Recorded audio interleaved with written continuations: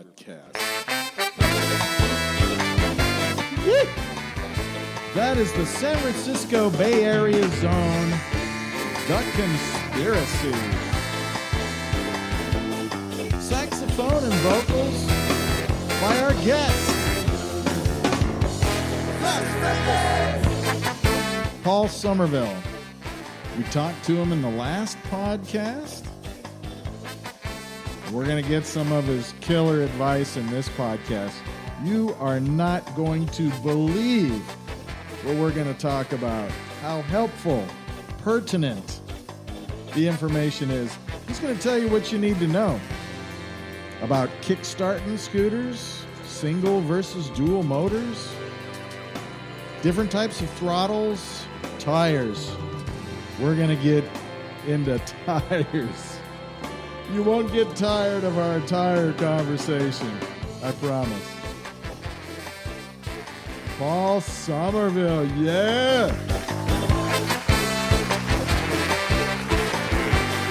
Oh, it's great to be back with you. Last episode was awesome. We got a lot of topics today, so let's start off by talking about kickstart scooters. A lot of people don't know that is an option that you can go into your P settings on some scooters to turn on or off, and it's kind of a safety feature. So I'd like to get your opinion on that. I saw this on a Timothy West video, is if it's turned on and something hits the throttle, the tires are going to start spinning. He had to take off like in his living room and like climb the wall because something just got latched on it. So I think, kickstarting a scooter, I've heard people say they hate the kickstart and blah, blah. And maybe for certain scooters that's true because of weight or whatever reason. But I like having the option to turn that function on, and I do keep it on for that reason. Yeah. It's probably a good idea. I mean, I kick every time I launch anyway, and so it's kind of redundant for that. We basically set everything here to kill mode. We have like everything's turned all the way up, and then everything is zero start. And but I have I've made that mistake. I've walked up to a scooter that I thought was off and started playing with how does the distance between the throttle and the brake feel on this one, and you start squeezing things. The next thing you know, I run over another scooter in the office. And so it's there's definitely something to be said for having kickstarts at a zero start. I've heard people say, because what do you do when you're on a hill? Well, if you're on a hill, you just face down and you make a turn and then continue up the hill. It's a pretty simple solution. Yeah, and then some of them you can select. You can change, especially ones with apps. Sometimes you can dial in how much speed they need to go. The only one, the one that really drives me nuts are the segways. That if you hold the throttle and then kick, it doesn't pick up. You have to kick and then grab the throttle. And so sometimes it can just feel like it's ignoring you. And so I thought that was an odd choice on their part. And I remember that was true also. I used to run ES4s when I was working with Skip. I was in the scooter sharing market for a while. And that was something that the customers would complain about. Sometimes it won't go. And it's like, it's not just that you have to kick it and with the throttle, but you have to kick it and then hit the throttle. Yeah. I have a couple other questions that I really want to know, and me personally, it's not listeners, begging me, ask Paul this or that, but I truly wonder about some of these things, and I don't know who would even know these kind of things except for you. Next topic is dual motors. Next topic, dual motors right about now. I kind of assumed that dual motor mode would be better off-road because all-wheel drive versus, four-wheel drive versus two-wheel drive, right? Mm-hmm. But I've found that when I get in the dirt, that single mode, it seems to operate just a lot better and a lot easier. So my question for you is, in what situations do you use dual mode, and in what situations would you use single motor mode? Wow, that's a great question. I think I've actually just learned something from you here, though, and that is so in the rain, and we made a rain video about the top 5 scooters to ride in the rain, and we had the Wolf Warrior as one of those scooters. But when I was selecting scooters for that video, one of the criteria was mainly I was looking for rear wheel drive, and that's because you'll spin up the front end and lose the front end in the rain on something that's either front wheel drive or dual motor potentially. And so for the video, I recommended Wolf Warrior in rear motor only. But I had assumed, I've not ridden in snow or in dirt, but I had been thinking that in the dirt it might be dual motor might be better, or in snow might be better. I mean, certainly in the snow it'll help keep you from getting stuck. That's what I thought too, but I think maybe you have the opportunity to break traction with both tires at the same time. I think that's what it might be. And that's the thing, is when you break traction with the front, people a lot of time you think that this thing, this the gyro that keeps you upright, and it's there's a little bit to that, but especially on scooters with wheels being as small as they are, the main thing that keeps you upright is your ability to use the front tire to put the tires underneath the center of mass again. And so if you start to slide, the remedy for that is to steer steer the tires into the slide to get your tires underneath your center of mass. And if you lose the front end, you can lose the back end and you can still steer into it, or you can reduce the throttle and catch a little bit, but you lose the front end, and if you really lose the front end, you've now really lost the ability to get your tires under your center of mass, and you've now crushed. And so that's right. We have our bodies, I think, have a natural bias to be able to handle the rear wheel. Especially, I'm a surfer and a motorcycle rider, so you're kind of used to pivoting on that back foot and controlling it. But I had a Ducati Monster, and I used to let my daughter ride it all the time in Hawaii, and she kept low speed front brake turning, and that just doesn't work. So turning your front brake on too hard in the middle of a corner, that's a potential hazard for sure. Mm-hmm. Yeah. So I've also heard though that on the Wolf Warrior and dual motor scooters, if you're going really long distance, that you do want to use both motors, because if you use one, you might heat it up. That's true. Yeah, I think you don't want to do any big hill climbs, especially in single motor mode. And in fact, I think just yesterday when I was going out to do the top speed run on the Wolf King, I ran it single motor. It wasn't going up any big hills, but when I got out there, it wasn't as fast as the time before that I'd done a speed run on it. And I think possibly the difference was that I had run it in single motor down there. And it's peppier with dual motors. Well, I ran it single motor to get there because it was just I needed my wrist was having a hard time, and I needed really easy throttle control. But I think just running a single motor, I may have warmed up the one of the motor controllers a little too more than it wanted to be, and it might not have. And then when I switched it to dual motor, the rear motor might not have been giving me full power. Yeah, I think the way to go is to get to your destination, at least for me, for the off-road, is dual motors up until you get to the hills and the deep stuff and everything, and then switch it over to single motor and then have fun. Yeah, but now if you're climbing a really steep hill, do you try to single motor it, or do you go dual for that? Dual for a hill on a street. Yeah. Oh, no, I'm talking about in the dirt. No, in the dirt, single motor, definitely. Really? I know this because there was a hill, and I tried it both ways, and I actually didn't make it in either one, but I did do better with the single rear motor because the front tire was just spinning, and it was hard to keep traction. You can't get any weight, even on flat ground. You can't lean forward when you're going uphill too much. No, that makes sense. Yeah.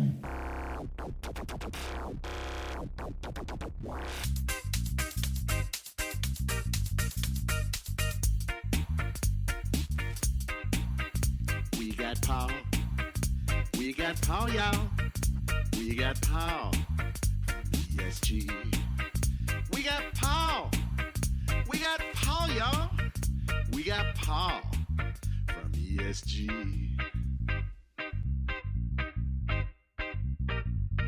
ESG. Let's talk about throttles for a moment. The QS S4, I've seen it called different things, the S4, the S3, the thin plastic ubiquitous throttle on so many scooters. It has a tiny screw on the bottom of it that if that comes loose on the inside, there is a tiny wire that's about the girth of a safety pin or a paper clip.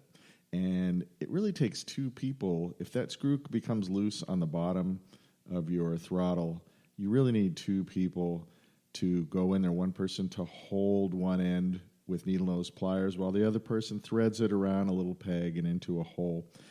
It's difficult. I would love it if you or Fluid Freeride or Voro or Apollo or somebody would make a little video showing how to, kind of thread the needle with that little spring inside there, because it's got to be common. Yeah.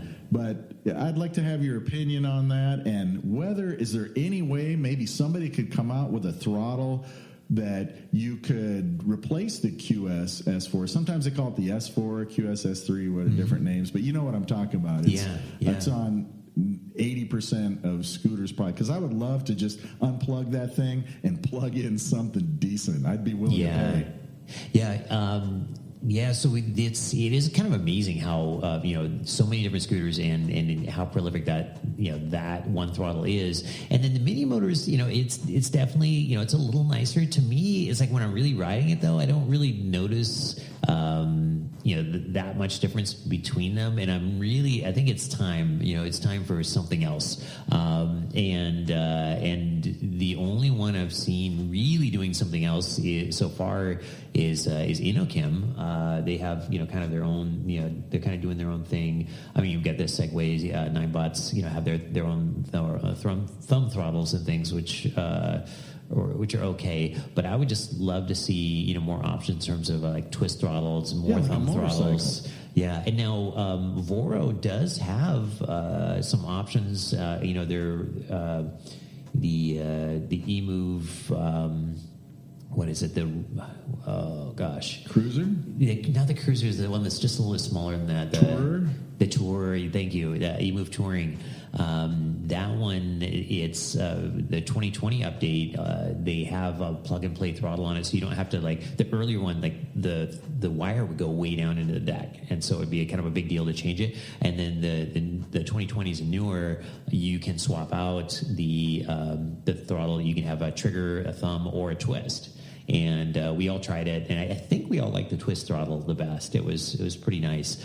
The Fido, the little seated scooter, also from Voro, has a pretty cool throttle. It's a twist throttle, but only the inner third of the grip twists. And the neat thing about that is you can twist it and then just sort of grab the other part of the throttle and kind of lock. You're just using your hand as a throttle lock.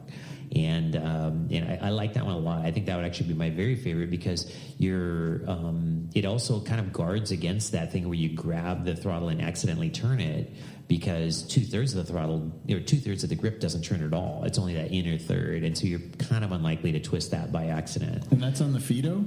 It is, yeah. I mean, the slowest thing ever has the coolest throttle, but it's also the Fido has a little bit of a delay in it too. It's a little Inokim style build up. It's harder to feel because it's only 350 watts, but I hope to see more of those sorts of throttles coming along. But yeah, at the moment, the only ones I know of that are really easy to swap out are the ones from Voro, and I think they have that for other scooters than just the Touring. I think you can apply that to the Cruiser, which is a great scooter. But you can't pop out a QSS4 and then just plug and play a i3 or some other throttle in there, right? You already have to have a mini motors kind of setup in order to do that, right? I've never done that. You do see, there are models of scooters like the Mantis 8, the Mantis 8 single motor, and the Mantis 8 dual motor that have one has QSS4 and one has the mini motors display. And I don't know, I don't know how deeply, if you've got to have a whole different motor controller to speak to those, or it certainly would require a firmware update. Because sometimes now that I know that, maybe Julian down at Fluid Freeride or somebody would know, or Peter, one of those guys. Yeah, that's a great question. I could, that's a great question to see if it is something swappable. I'm always a little reluctant to get too crazy outside. I mean, I love things like Vora did when it's a factory mod, when it's something that's documented, because then it's like if you do run into trouble, you just got somebody to reach out to. Once you get really off the map. And put a different, like a mini motor throttle on something that never had it before, and all of a sudden you've got to keep track of, it's only this firmware and this firmware, they're going to talk to each other. You can get yourself into a spot where all of a sudden you need a notebook to be able to maintain your scooter.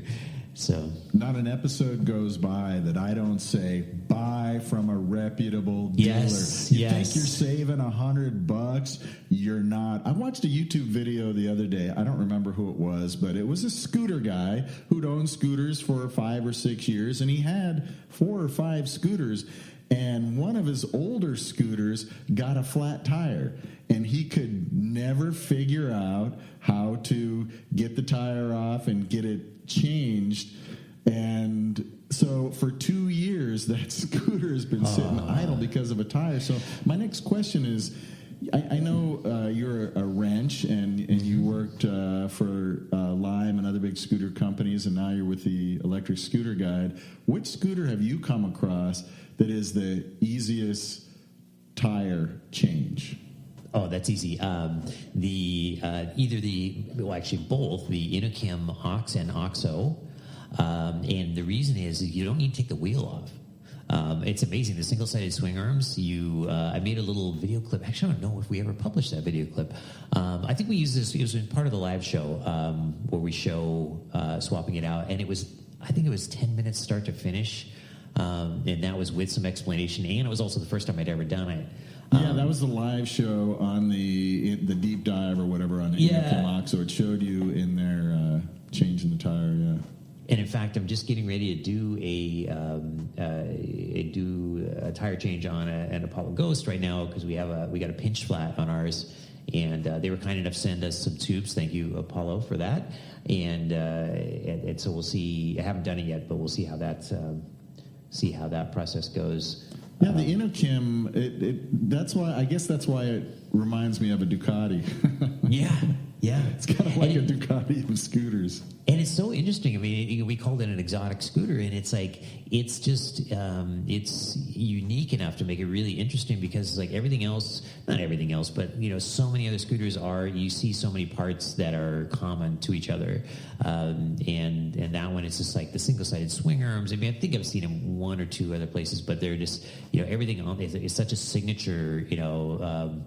It's just such a unique scooter. All of their scooters are so unique and so beautiful. Are there tubes in that tire, or is it yes? Yeah, that is that was a tubed tire on that one. Yeah, now you would definitely prefer tubeless if you had your choice, right? Yeah, I always recommend tubeless pneumatic tires. Absolutely. And one of my favorite things about the tubeless tires is you're never going to get a pinch flat, and that's a big proportion. There's a lot of the flats that people get are you ride off. You get a little underinflated, which is easy to do. You get a ton of surface area, not a lot of volume. It's not like a car where you can go 6 months without checking your tires.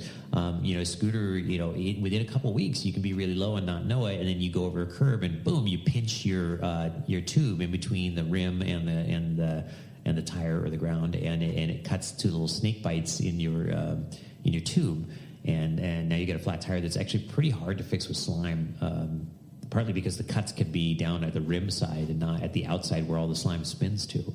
I talked to Chuck about slime, and a mechanic, just a random mechanic guy, I don't know if he does a lot with scooters or whatever, but he was concerned that by putting slime in there, it could coagulate, not evenly? Maybe if you didn't take it for a ride immediately afterwards, maybe you could explain a little bit about that. And you might end up with a little imbalance, like whoppity. And it's maybe more noticeable at high speed. I don't know.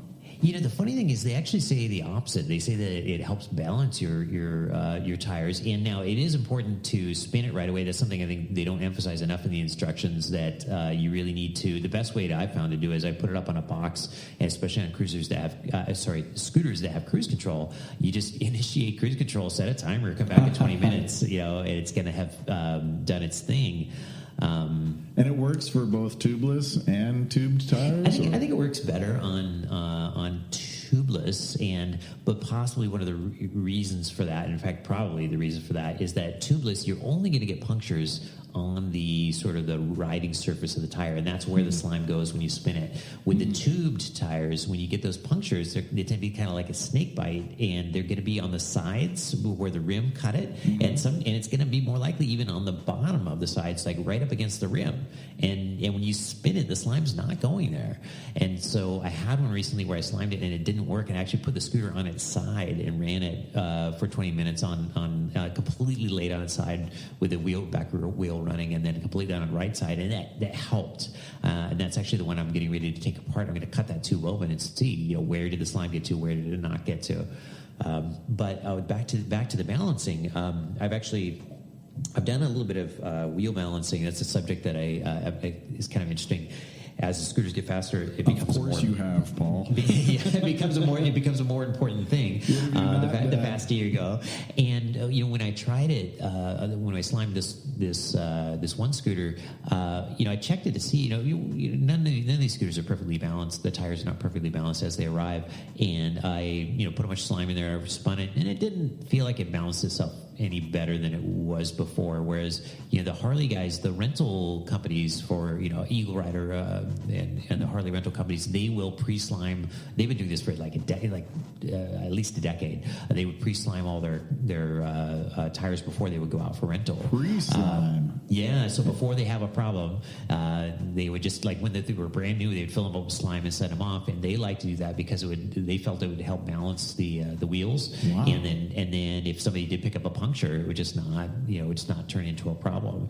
And so they were just doing this for a long time. And maybe with the volume, the volume of slime that you put in a bigger tire, maybe that's enough weight. But I think the problem is you're offsetting this. A lot of the time when you're balancing a tire, you're offsetting the extra weight of the valve stem, a lot of the time. So when you have when you buy a new motorcycle tire, there'll be a dot on it, and that's the light spot, and you put that. Oh gosh, I don't want to get this backwards and mess everybody up. But if I'm remembering correctly, you put it opposite of the valve stem, and that's that makes sense. Anyway, nobody copied me on this. Double check my facts here before anybody mounts a tire.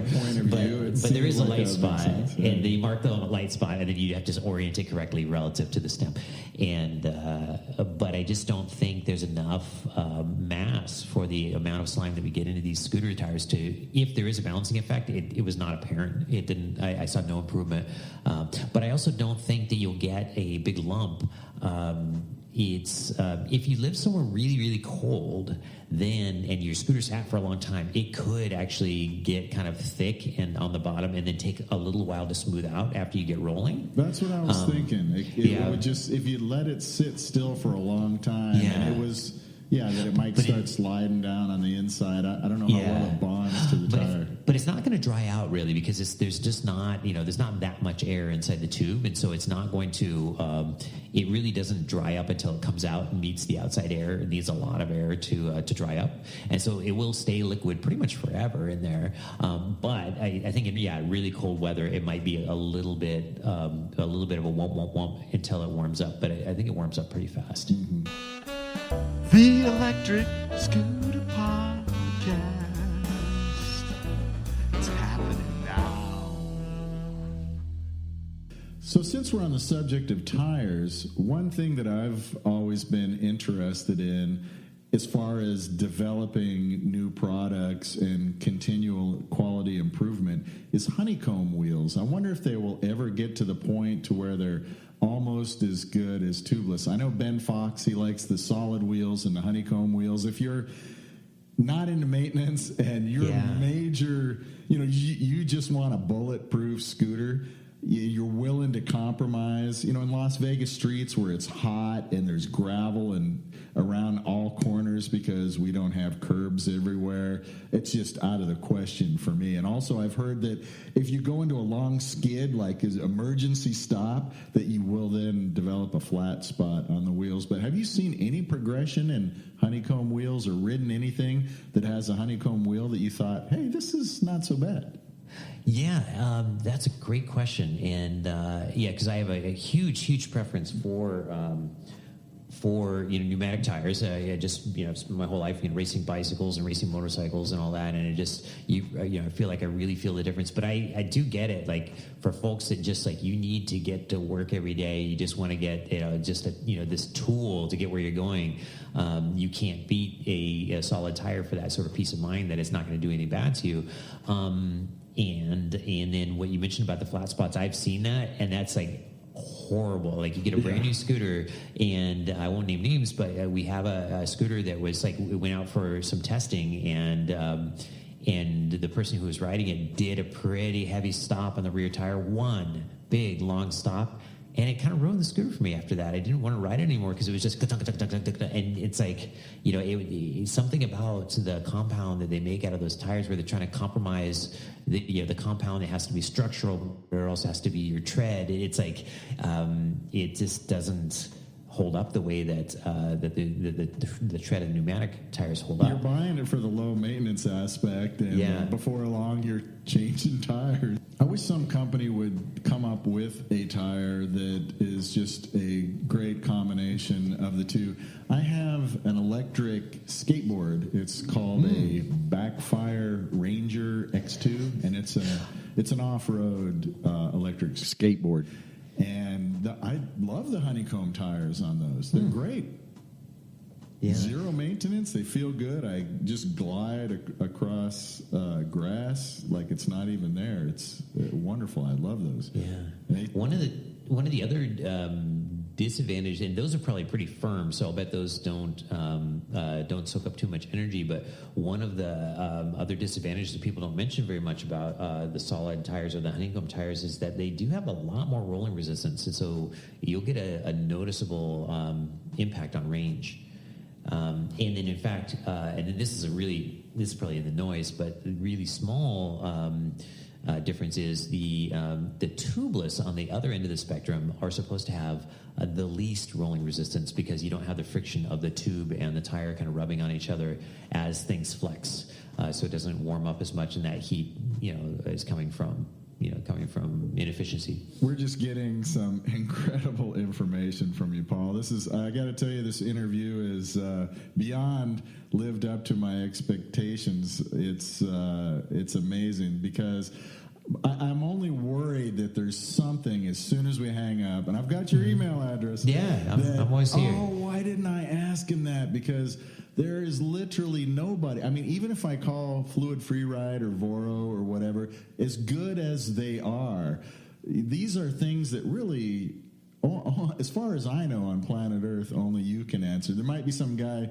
who speaks Chinese who's an engineer that works for the companies that can answer some of them. But what I'd like to do now, and at the end I'll give you a minute if there's anything you want to say that you think people just need to know. Like, I'll put this out again right now, is that the Wolf Warrior, when you get it, and this probably goes for other scooters as well, add a zip tie prior to where the electrical wire goes into the battery case, because I had one die that way. When I collapsed it, it scissored that wire and it died. Oh, wow. So things like that I love, to where, hey, do this one simple thing and it will stop an epic fail or prevent an epic fail.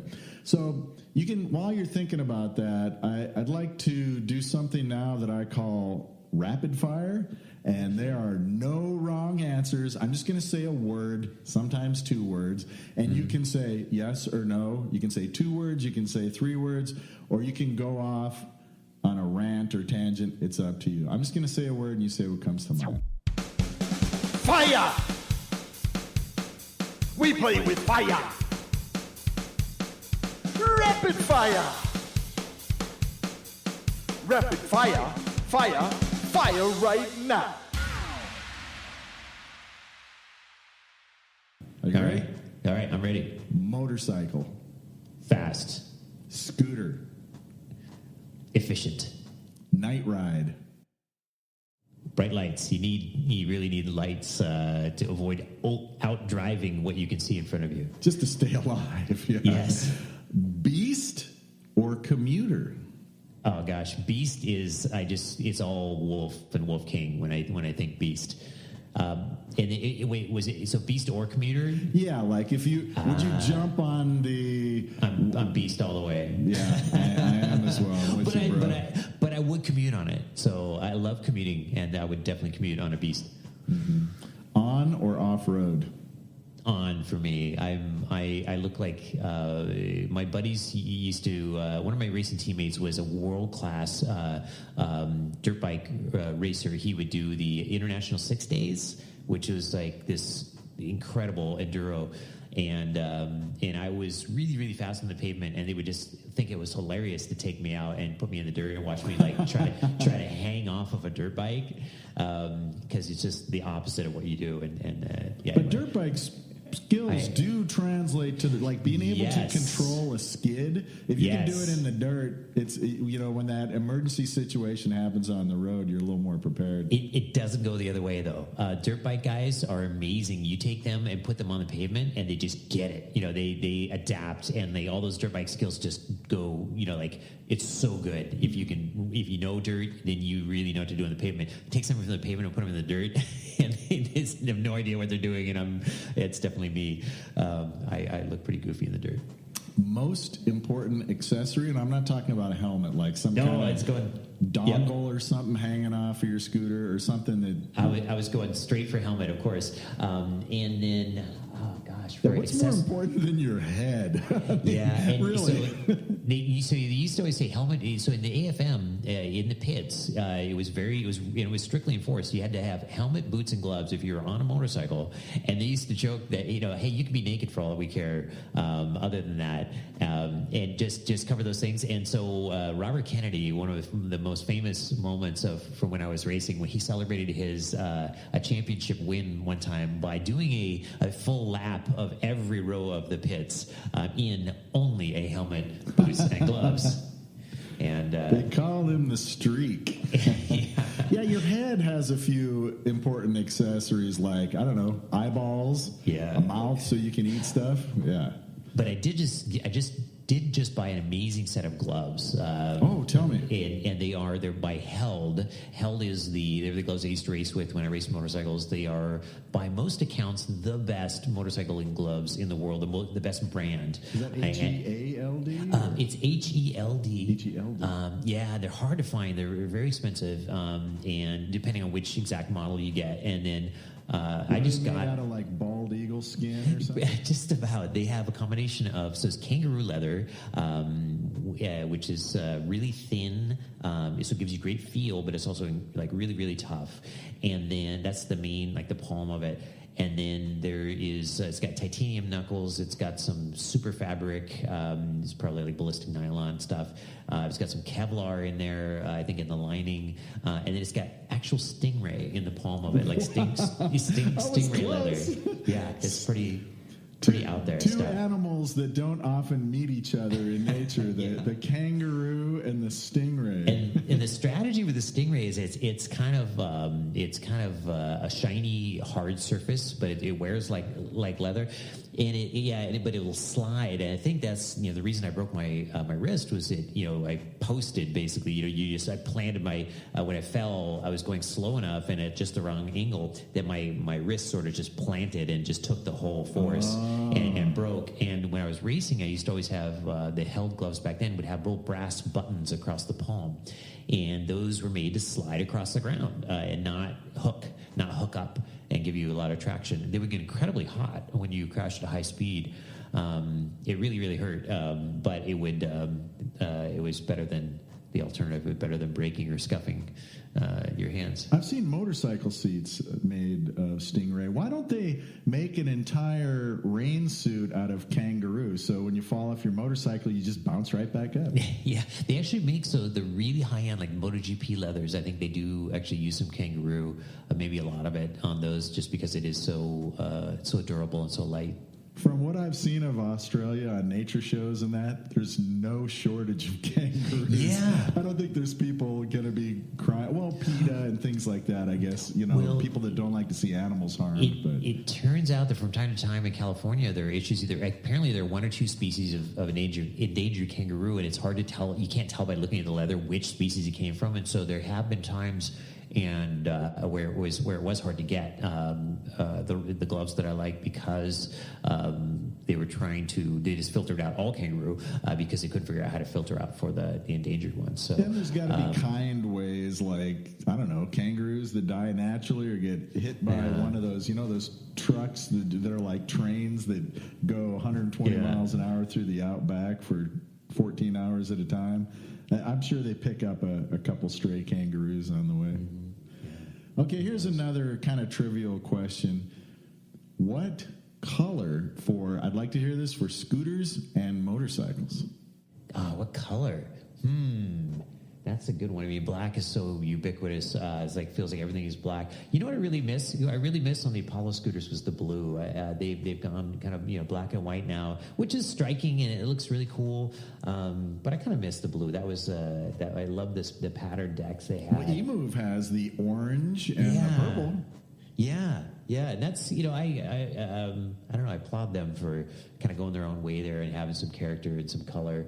I think there should be more color. I think the gold is pretty nice. I'm not usually that's not usually my thing, but I really like it, partly because I think it is associated with like titanium nitride coatings and I associate with Olin's a little bit. The suspension manufacturer. Olin's, I forgot about that. I just want to put on a big gold chain with maybe a clock on it and some Adidas and some really bright sweatpants and just cruise the neighborhood and let people look at me.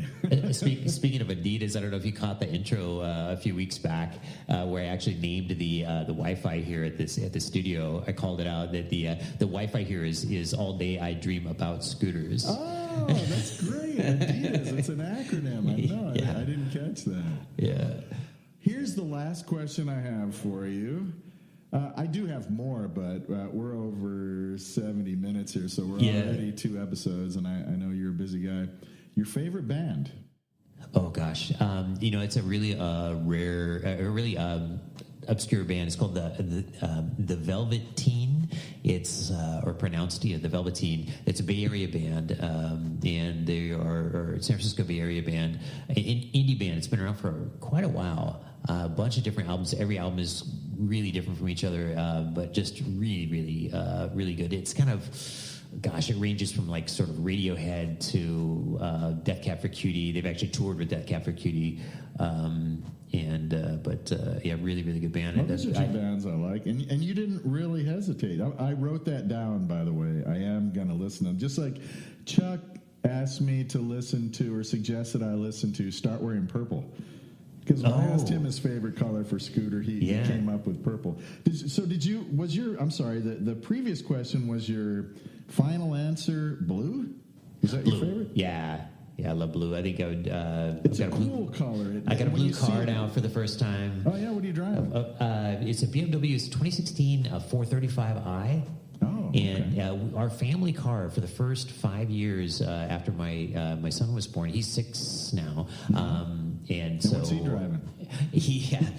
Our family car was a Porsche 911 S Cabrio, and that was our only car for the first 5 years of Sterling's life. Wow.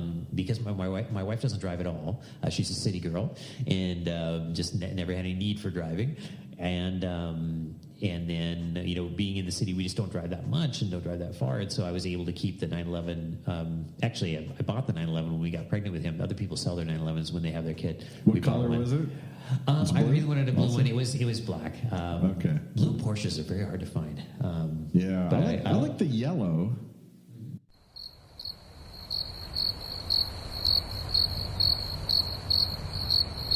I said I like the yellow.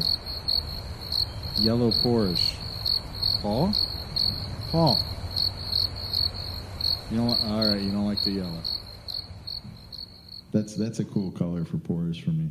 And Corvettes or with sports cars, I kind of lean towards the yellow. Yeah. Oh, and that's a whole other occupation I left out. Is I restored vintage race cars for a while. A couple miles from here, there's a shop called Epiphany Restorations in Berkeley, and we would restore them and actually go to the racetrack and go race them.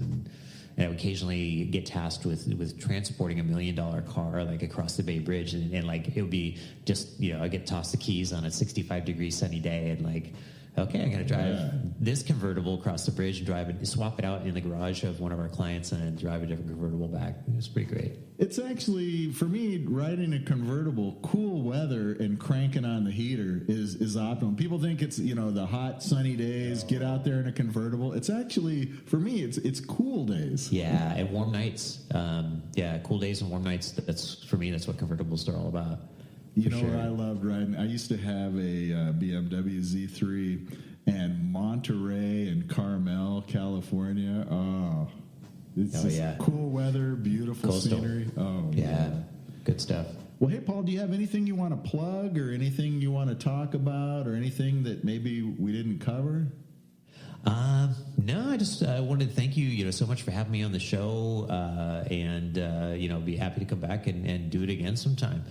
Well, I hope I don't destroy the episode with my crappy music that I always inject. I'm going to do. Go nuts! It'll be fun. I'm going to do a little ska intro for your introduction. Awesome! And then if you ever want to use any of my band stuff, it's called I'll send you the link. It's called The Conspiracy. There are 4 songs on there that I sing, and I know for certain that the band will not mind at all if any of that material is used.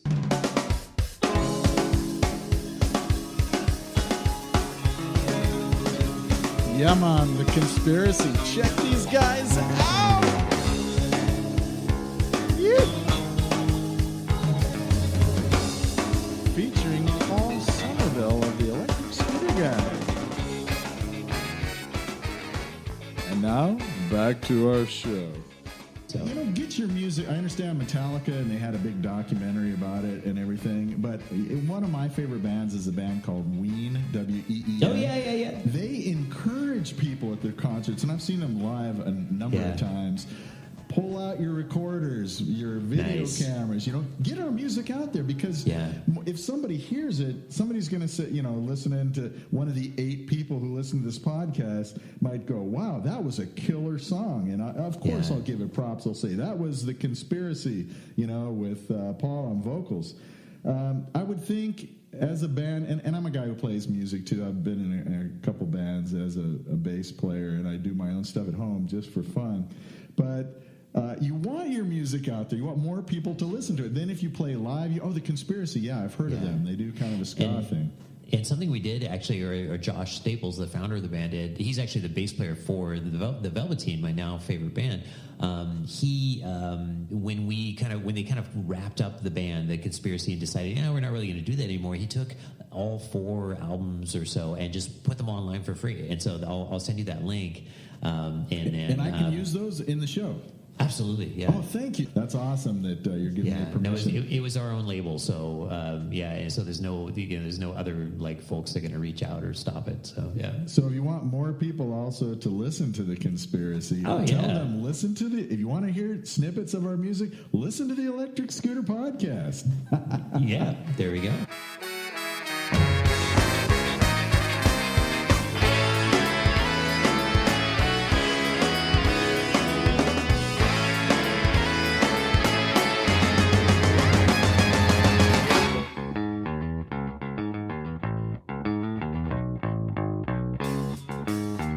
Bass is sweet. Seriously, are you kidding me? These guys are amazing. Yeah! I love the earlier homage to the Rolling Stones painted black. Taken from a Middle Eastern sound to make it almost sound kind of mariachi. Yeah. All right, Cool. Paul. Well, hey, it was so great talking to you. And as I said at Likewise. the beginning, it's an honor, and I'm humbled. And you answered the questions well beyond what I expected. Cool. And I expected a lot. I hope, so if I come up with other things, would you be willing to come on to the show in the future? Oh, absolutely. Who knows, a few months from now or whatever? Sure. Oh, Yeah, that would be great. For sure. Just reach out. I'll do it. All right, brother. You take care of yourself. All right. Keep the shiny You too. side up and the dirty side down. Will do. Aloha. All right. All right. Bye, Dagger. There he goes. Paul Somerville. I'm just saying that if you think you're the smartest guy in the room and you're in a room with Paul Somerville, you might not be the smartest guy in the room. Oh, what a kick that was talking to him. And I won't say I felt pressure, but you can literally ask him anything about scooters. So this is the longest episode we've ever done, but it didn't feel long at all. It went by so fast. Until next time, keep the shiny side up and dirty side down.